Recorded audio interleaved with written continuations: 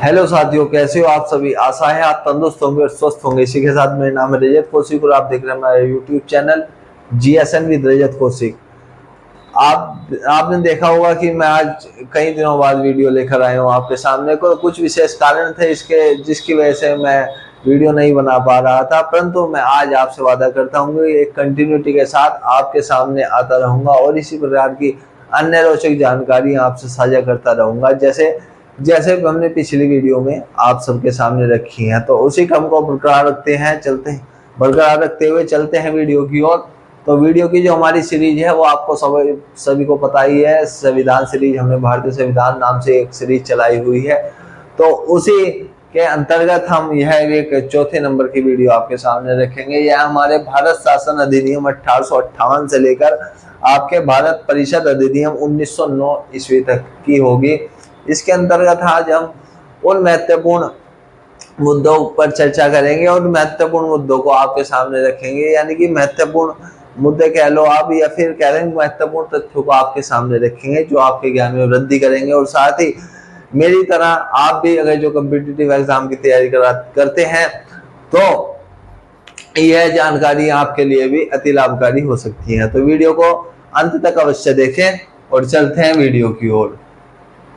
तो आज हम सबसे पहले जो अधिनियम है वो पढ़ेंगे, भारत शासन अधिनियम 1858। तो इसके बारे में जानकारी बता दूं तो ये जो भारत शासन अधिनियम 1858 है, यह ब्रिटिश गवर्नमेंट जो उस जमाने में क्या नाम ईस्ट इंडिया कंपनी हैंडल किया करती थी, तो उस दौरान यह नियम पारित किया गया था। तो इसमें सबसे पहला पॉइंट क्या हुआ था कि सत्ता हस्तांतरण हुआ था। तो सत्ता हस्तांतरण किन किन के मध्य हुआ था, तो यह जो था पहले ईस्ट इंडिया कंपनी थी, उसके बाद इसे अब क्राउन के हाथों में दे दिया गया था, यानी कि ब्रिटेन के राज परिवार के हाथ में सत्ता सौंप दी गई थी भारत की।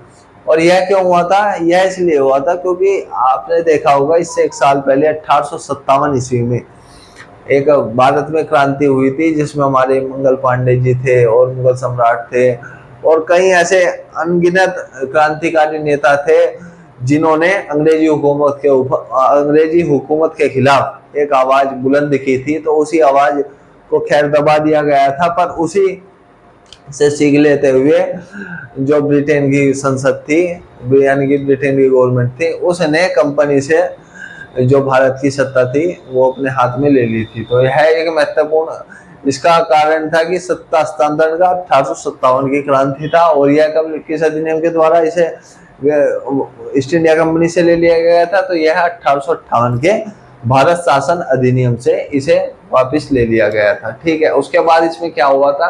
दूसरे नंबर पे भारत मंत्री परिषद, एक साथ ही एक मंत्री परिषद की स्थापना की गई। मंत्री परिषद कहाँ स्थापित की गई थी? तो यह की गई थी आपके ब्रिटेन की संसद में, जिसे हाउस ऑफ कॉमन्स कहते हैं आप। तो इसमें सदस्य कैसे निर्धारित किए गए थे? तो इसमें 8 सदस्य विदेशी थे, यानी कि जो ब्रिटेन के निवासी थे, बड़े बड़े उद्योगपति, या फिर आप कह सकते हैं वहां के संसद से रिलेटेड आदमी। तो वह 8 आदमी तो वे थे और 7 आदमी कंपनी के थे। कंपनी कौन थी?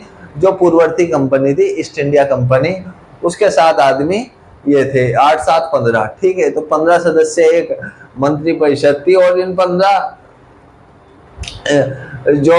सदस्य मंत्री परिषद थी, यही भारत पर नियंत्रण स्थापित करती थी राज परिवार की आज्ञा अनुसार। ठीक है, ब्रिटेन के राज परिवार की आज्ञा अनुसार। उसके बाद एक महत्वपूर्ण कदम क्या लिया गया? नंबर तीसरा, मुगल सम्राट पद का समाप्त कर दिया गया। आपको मैं बता ही चुका हूं कि 1857 में मुगल सम्राट शाह आलम द्वितीय जी ने क्या नाम बगावत की थी, तो उसी के मद्देनजर इनका पद समाप्त कर दिया गया था, उन्हें रंगून भेज दिया गया था। ठीक है, यह तीसरा पॉइंट यहाँ से निकल के आता है। उसके बाद चौथा पॉइंट, बोर्ड ऑफ कंट्रोलर और बोर्ड ऑफ डायरेक्टर को समाप्त किया गया था।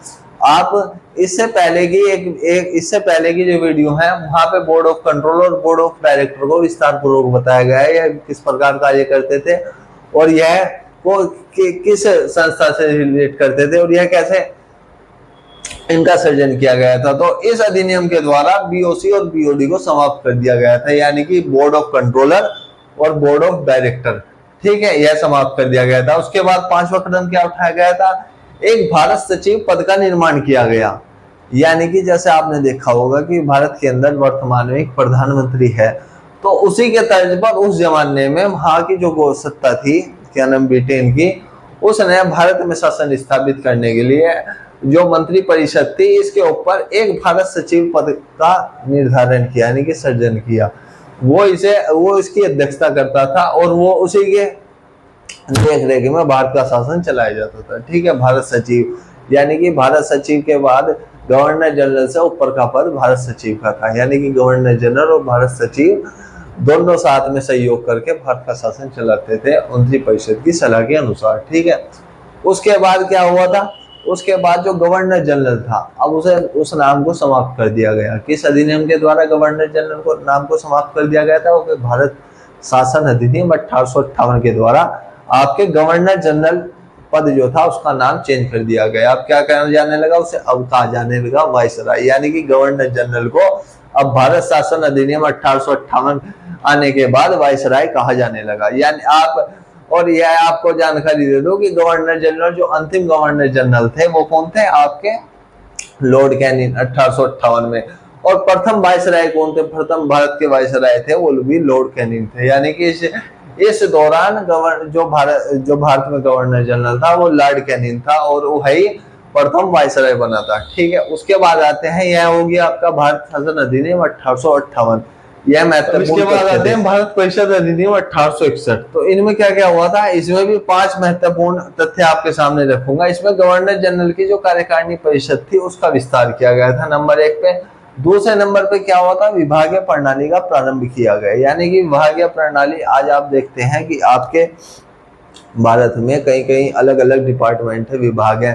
तो उसकी शुरुआत सर्वप्रथम यहाँ की गई थी।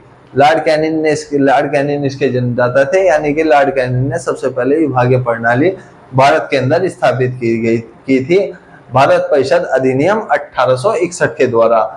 दूसरा, फिर तीसरे नंबर पे क्या हुआ था? एक अध्यादेश जारी करने की शक्ति गवर्नर जनरल यानी कि वायसराय को दे दी गई थी। आपने देखा होगा कि भारत के अंदर अब जब वर्तमान में जो अध्यादेश जारी करने के आदेश हैं वो राष्ट्रपति के हाथ में है, वो 3 अध्यादेश जारी कर सकते हैं। और इसी के तर्ज पर पहले भी यह था, और यह किसके हाथ में थी यह शक्ति? यह थी गवर्नर जनरल यानी कि वायसराय के हाथ में अध्यादेश जारी करने की शक्ति। और यह वर्तमान में भी 6 माह थी और उस दौरान भी 6 माह थी। ठीक है, इसकी जो समय सीमा है अध्यादेश जारी करने की। उसके बाद जो चौथा जो इसमें एक सुझाव जोड़ा गया वो था कानून निर्माण में भारतीय प्रतिनिधित्व का होना। यानी कि अब जब उन्होंने इतने सारे काम करे तो उन्होंने जानना कि जहाँ हम राज कर रहे हैं, जहाँ हम रह रहे हैं, वहाँ के लोगों की क्या क्या जरूरतें हैं, क्या क्या आवश्यकता है, और किस प्रकार का यहाँ दंड विधान होना चाहिए, या फिर यहाँ पर राज करने के लिए हमें क्या क्या कार्य करने चाहिए। तो उसकी जानकारी हमें यहाँ के जो रहतमान है यानी कि लोग बाग हैं उनसे ही हमें प्राप्त होगी। तो उन्होंने भारतीय समाज में से ही कुछ ऊपर जो पढ़े लिखे नागरिक थे उन्हें अपने साथ मिलाया और उन्हीं के फलस्वरूप कानून निर्माण की प्रक्रिया आगे बढ़ी। ठीक है, उसके बाद 5वां क्या करा? इन्होंने गैर सरकारी पदों पर भारतीयों को शामिल किया, यानी कि सरकारी पदों पर तो शामिल नहीं किया, पर गैर सरकारी पद थे उन पर शामिल कर लिया गया। यानी कि भारतीय समाज में जो प्रभुत्वशाली व्यक्तित्व थे उन्हें अपने साथ मिला के रखा ताकि उन्हें भारतीय समाज का सहयोग प्राप्त हो सके। और इसी क्रम को बरकरार रखते हुए 1862 में उन्होंने पटियाला के महाराजा और बनारस के राजा को अपने साथ लिया, और साथ ही सर दिनकर राव जी हैं उन्हें भी अपने साथ लिया। ठीक है, यानी कि गैर सरकारी पदों पर एक सुझाव देने के लिए इन 3 व्यक्तियों को सर्वप्रथम भारत परिषद अधिनियम 1861 के द्वारा अपने साथ मिलाया गया। तो यह 5 मुख्य महत्वपूर्ण तथ्य 1861 के थे जो आपके एग्जाम में पूछे जाते हैं। उसके बाद 1873 अधिनियम पारित किया गया है। इसमें सिर्फ एक ही महत्वपूर्ण तथ्य है और वो आपके पेपर में भी पूछा जा सकता है। यानी कि इसमें क्या किया गया? ईस्ट इंडिया कंपनी को किसी भी समय भंग किया जा सकता है, यह घोषणा की गई पारित करके। यानी कि आप देख सकते हैं नियम कायदा बना दिया जाता है संसद में बैठ के। तो उसी प्रकार 1873 में यह अधिनियमित कर दिया गया है कि ईस्ट इंडिया कंपनी को किसी भी समय भंग किया जा सकता है। और उसी के फलस्वरूप यह कब भंग की गई थी, तो इसकी जानकारी दे दूं आपको। 1873 में अधिनियमित कर दिया गया था, और यह 1 जनवरी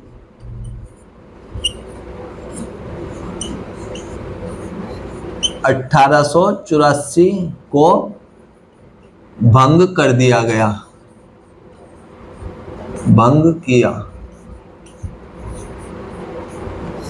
1 जनवरी 1884 को ईस्ट इंडिया कंपनी को भंग कर दिया गया। आपके पेपर में पूछा जा सकता है कि भारत के अंदर ईस्ट इंडिया कंपनी को कब भंग कर दिया गया था, तो 1 जनवरी 1884 को सब भंग कर दिया गया था। और यह किस अधिनियम के द्वारा किया गया था, यह आपके किया गया था 1873 एक्ट के द्वारा। ठीक है, तो यह एक जानकारी थी। और आपको इससे अगले साल ही एक महत्वपूर्ण घटना घटित हुई थी, वो भी आपको पता ही होगी कि 1885 ईस्वी में भारतीय राष्ट्रीय कांग्रेस की स्थापना 1885 ईस्वी में भारतीय राष्ट्रीय कांग्रेस की स्थापना की गई थी। ठीक है, तो 1873 अधिनियम से यह हुआ था, 1884 में जाके ईस्ट इंडिया कंपनी भंग कर दी गई थी। उसके बाद जो हमारा चौथा एक्ट होगा वो शाही उपाधि अधिनियम 1876 होगा। यह भारतीय संविधान में एक महत्वपूर्ण भूमिका रखता है। इसके अंतर्गत क्या हुआ था मैं आपको बता दूं, गवर्नर जनरल जो वायसराय था उसकी कार्यकारिणी परिषद में जब विस्तार किया गया था 1861 में, 1876 में जाके एक नए पद की नियुक्ति की गई, यानी कि एक छठे पद की नियुक्ति की गई। वो किस लिए की गई थी, वो की गई थी जो आपका देखा ना विभागीय प्रणाली का प्रारंभ हुआ था, तो यहाँ पे एक विभाग की जरूरत पड़ी थी, वो था लोक निर्माण विभाग। ठीक है, आपका लोक निर्माण विभाग के लिए उसे एक सदस्य की जरूरत पड़ी थी, तो उसी सदस्य को इसमें नियुक्त किया गया था। इसके अध्यक्ष के तौर पर गवर्नर जनरल कार्यकारिणी परिषद का छठा सदस्य था यानी। ठीक है, उसके बाद क्या हुआ था, इसके बाद हुआ था महारानी विक्टोरिया को भारत की साम्राज्ञी घोषित कर दिया गया 1876 शाही उपाधि अधिनियम के द्वारा। जो ब्रिटेन की महारानी थी रानी विक्टोरिया, उसे भारत की साम्राज्ञी घोषित कर दिया गया था। और यह कब हुई थी, यह हुई थी आपकी 28 अप्रैल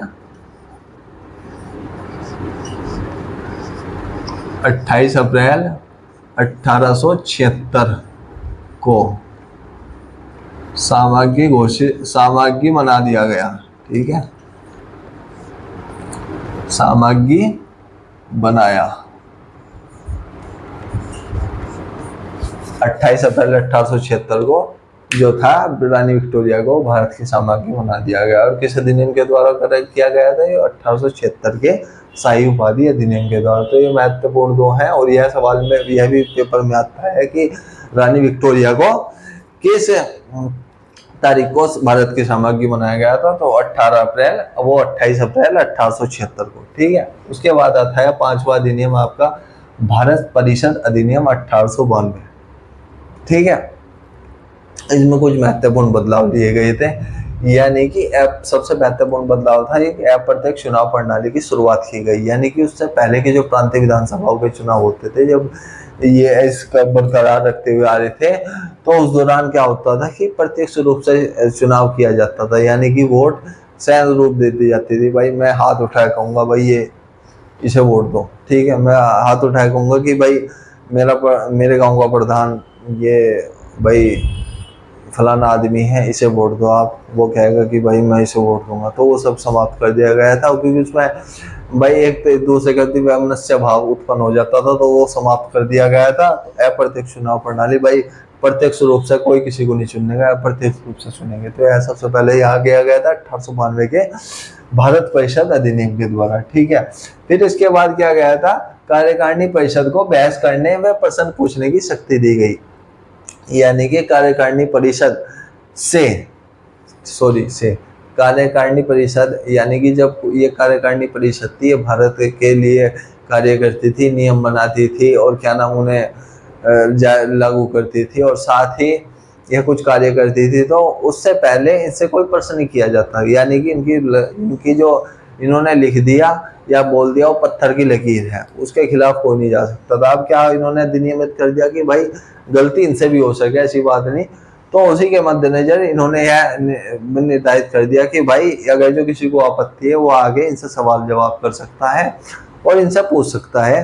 कि भाई आपने ये गलत कर दिया, इसे आप सही करो, ठीक है। तो इस तरीके का था, पर इतना भाई इतनी छूट तो नहीं थी भारतीय समाज को, पर एक तरीके से दिखावा था कि हाँ भाई हमने ही बना दिया, पर था ऐसा कुछ नहीं भाई, हम तो उस जमाने में थे नहीं। पर जो हमने भाई उसके बाद का इतिहास देखा, इतनी प्रताड़नाएं देखी भाई क्रांतिकारियों के प्रति, तो मुझे लगता नहीं इस तरीके का कुछ रहा होगा, ठीक है। फिर इसके बाद आपका आ जाता है भारत परिषद अधिनियम 1909। ये बहुत महत्वपूर्ण है। भारत परिषद अधिनियम 1909 के कई सारे नाम हैं। इसे आप मार्ले मिंटो सुधार भी कह सकते हैं, या फिर मेरे अनुसार इसे एक सांप्रदायिकता का अधिनियम भी बोल सकते हैं, ठीक है। सांप्रदायिकता का अधिनियम इसलिए कह रहा हूँ क्योंकि इसमें जितने भी निर्णय लिए गए वो सारे सांप्रदायिक आधार पर लिए गए थे, ठीक है। उसके बारे में बता दूं, सबसे पहले जो निर्णय लिया गया था, जो बाकी के जितने भी नियम बनाए गए वो इसी की तर्ज पर बनाए गए, ठीक है। उसमें क्या हुआ था, मुस्लिमों को प्रत्यक्ष प्रतिनिधित्व का उपबंध इसमें कर दिया गया था। यानी कि इसमें यह कर दिया गया था कि मुसलमान व्यक्ति को चुन सकता है और व्यक्ति मुसलमानों को वोट नहीं देगा, यानी मुसलमान को मुसलमान ही वोट दे सकता है। एक तरीके से आरक्षण की व्यवस्था कर दी थी चुनाव में। जैसे अभी कुछ दिनों पहले आपने देखा हो कि इस तरीके की व्यवस्था तो नहीं करी गई थी, यूपी के अंदर एक चुनाव, जो पंचायती राज चुनाव थे, उसमें क्या कर दिया गया था कि सीटों का बंटवारा कर दिया गया था कि भाई इस क्षेत्र से आपका ओबीसी लड़ेगा, इससे एसटी लड़ेगा, इससे आपका जनरल लड़ेगा, इससे ओबीसी लड़ेगा, या इससे महिला लड़ेगी, इससे पुरुष लड़ेगा। इस तरीके का एक पृथकीकरण कर दिया गया था। तो परंतु उस चुनाव में क्या था, उसमें कोई भी व्यक्ति किसी को वोट दे सकता था, पर इसमें ऐसा नहीं था। इसमें मुसलमान व्यक्ति मुसलमानों को वोट दे सकता था।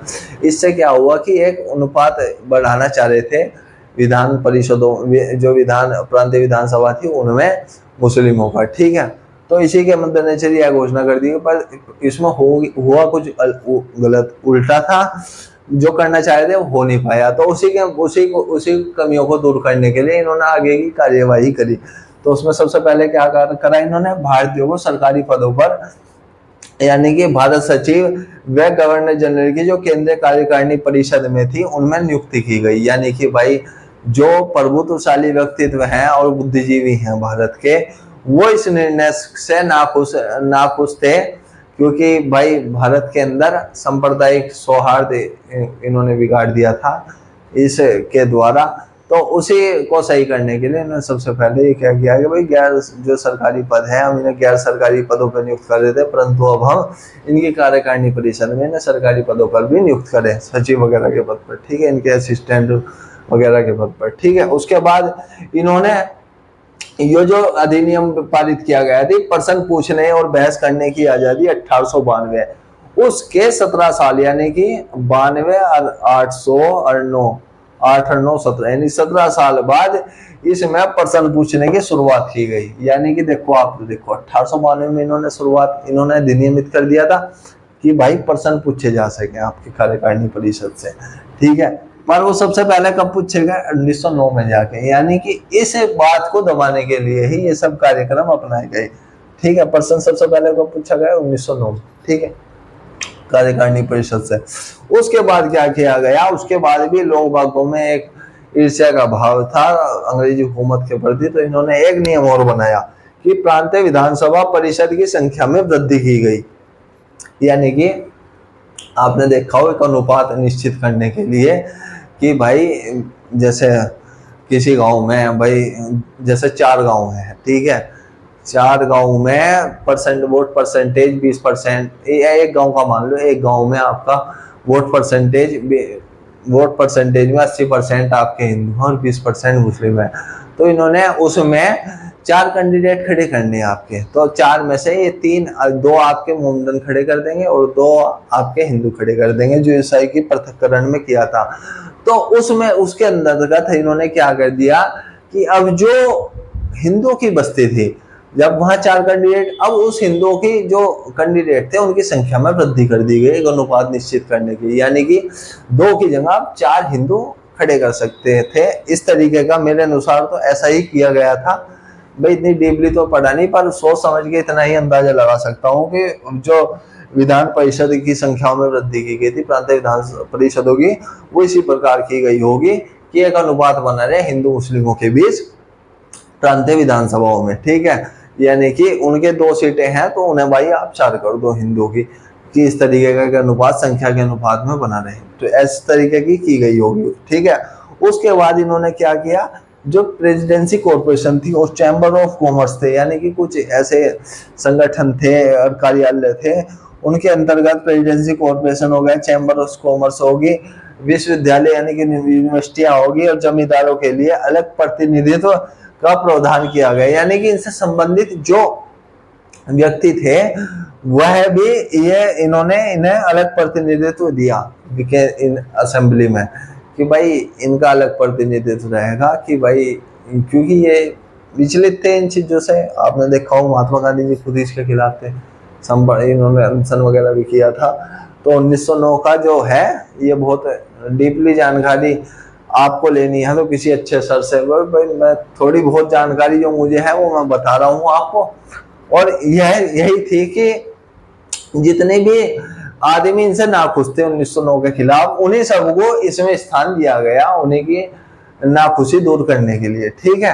तो ये भारत परिषद अधिनियम 1909 की कुछ विशेषताएं थी जो मैंने आपके सामने रखी। और साथ ही आपको बता दूं कि मैंने आपको बताया केंद्रीय कार्यकारिणी परिषद में सरकारी नियुक्ति की गई थी, उसमें जो पहले भारतीय थे आपके वो थे सच्चिदानंद सिन्हा जी, ठीक है। सच्चिदानंद सिन्हा जो थे वो प्रथम भारतीय थे आपके,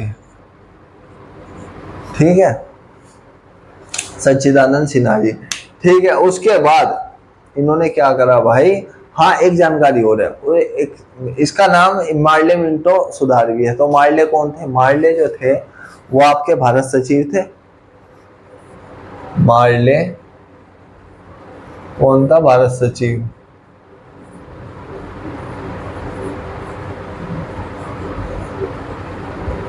और मिंटो थे आपके वायसराय यानी कि गवर्नर जनरल,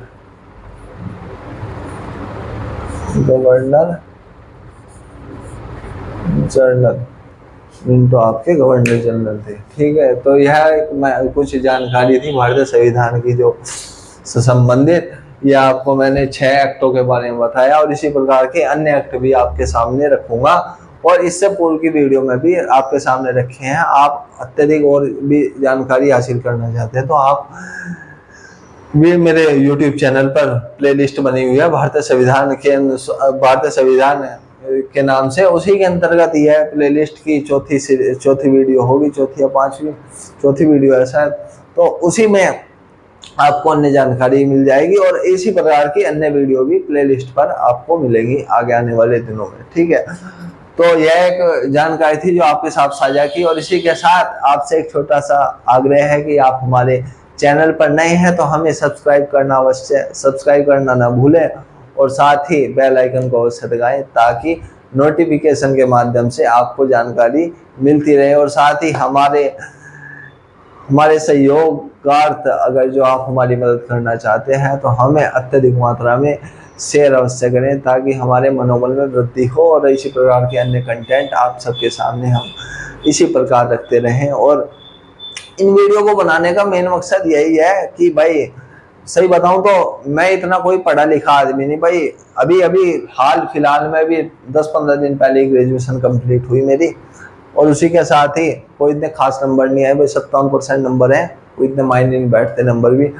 तो सिर्फ किताब भी थोड़ा बहुत इच्छा हुई किताब पढ़ने की, जो ग्रेजुएशन हुई थी उसके साथ ही शौक लग गया था किताबें पढ़ने का, तो सोचा जब पढ़ रहे भाई उसे अपने दिमाग में बिठाने के लिए भाई लोगों से भी रूबरू हों।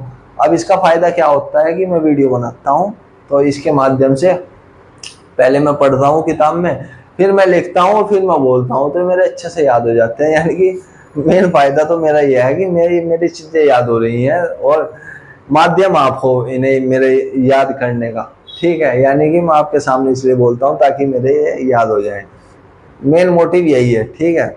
अब इसी के लिए आप सबसे आशा है कि आप मेरा सहयोग अवश्य करेंगे और मुझे सब्सक्राइब करेंगे, और साथ ही वीडियो को पूरी अवश्य देखा करें ताकि हमारे वॉच टाइम बढ़े, और साथ ही हमें इन YouTube पर आगे बढ़ने का मौका मिले। इसी के साथ चलते हैं, लेते हैं आपसे विदा और मिलते हैं अगली वीडियो में। जय हिंद, जय भारत, वंदे मातरम।